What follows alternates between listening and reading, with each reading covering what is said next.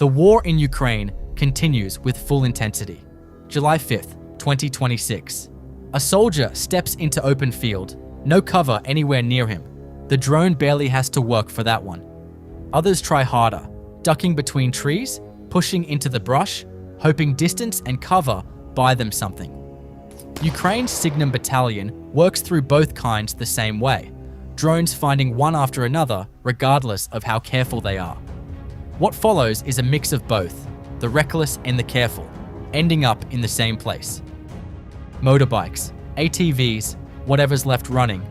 The routes through this sector see all of it.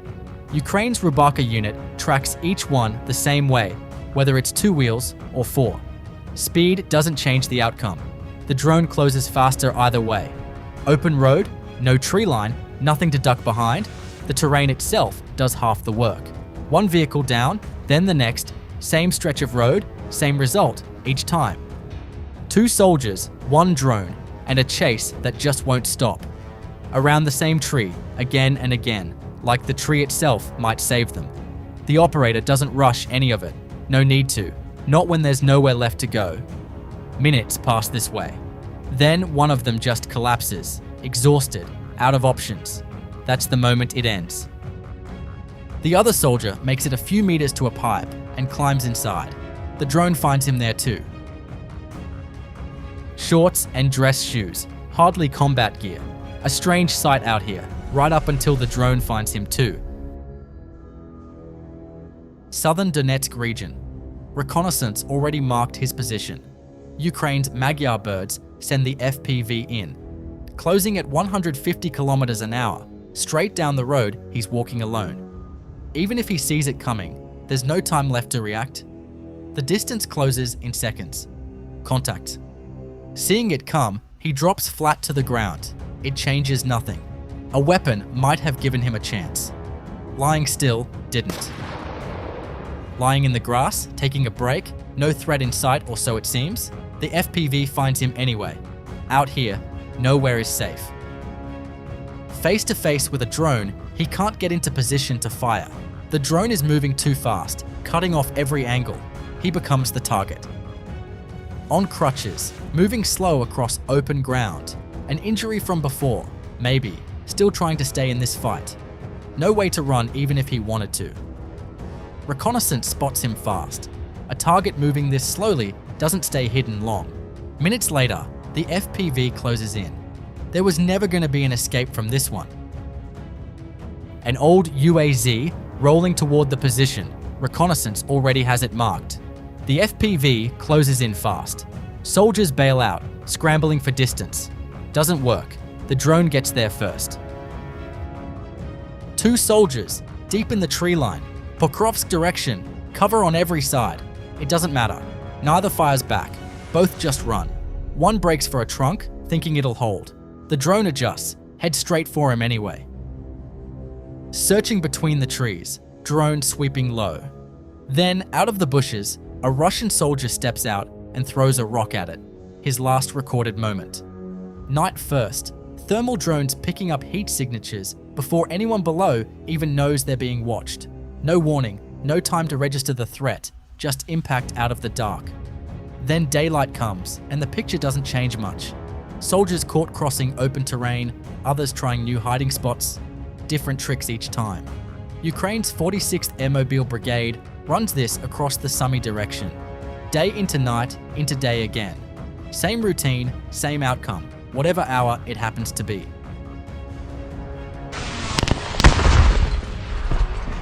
A group of Russian soldiers moving along the road. A kamikaze drone catches them before they can scatter. Part of the group takes the hit. Диана! Куда она ушла? Вижу! Харнет! Сюда!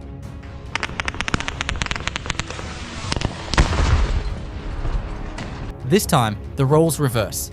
Ukrainian soldiers spot an incoming Russian FPV drone and shoot it down before it reaches them.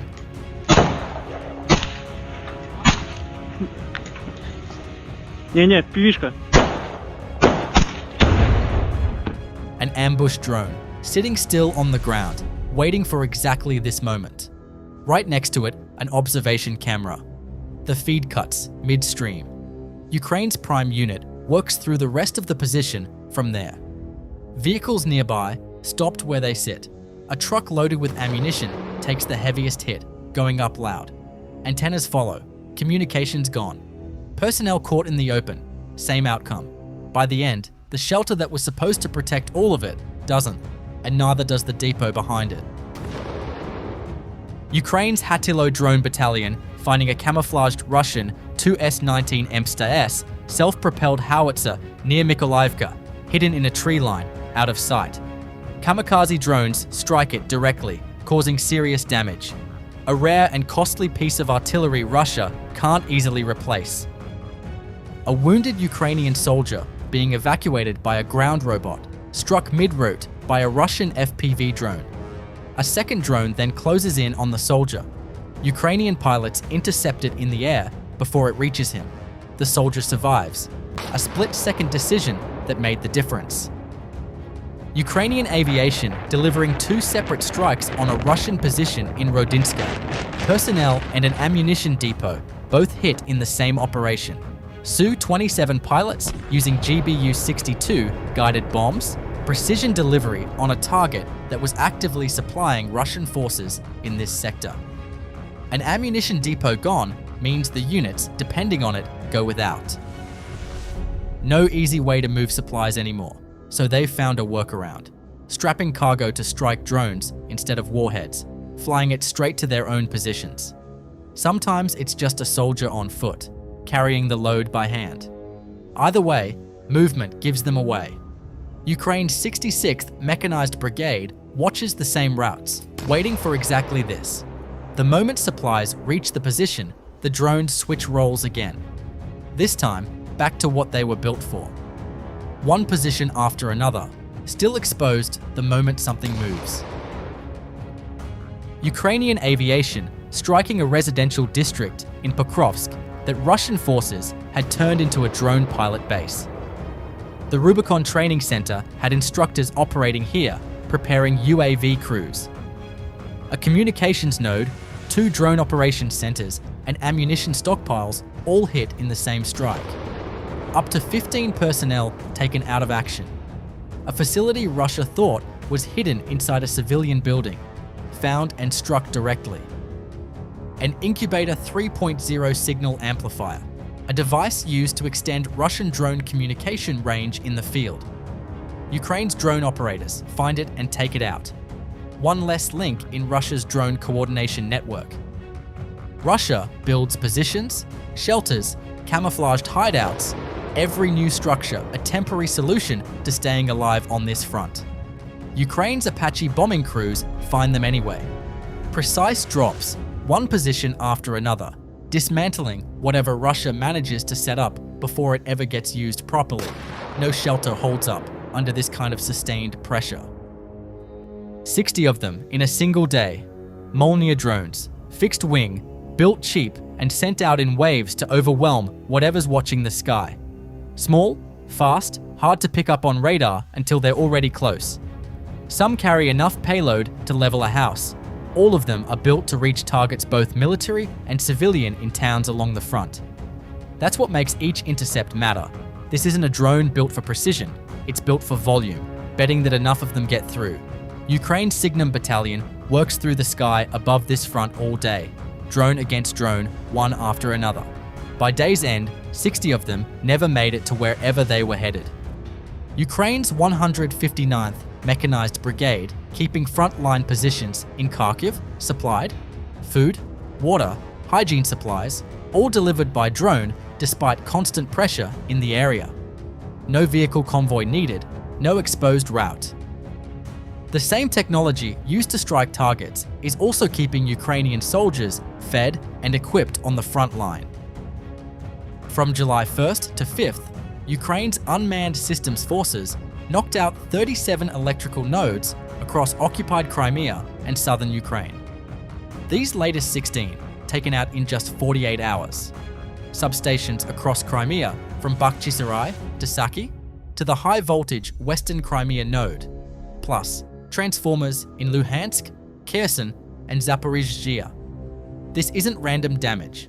This is a systematic shutdown of Crimea's power grid, piece by piece. No air defense, no electronic warfare, no camouflage has been able to stop it. Every substation gone means Russian military communications disrupted. Radar systems running on backup generators. Fuel logistics grinding slower. The peninsula is being isolated, methodically, deliberately, one switch at a time. What you just watched is happening every single day.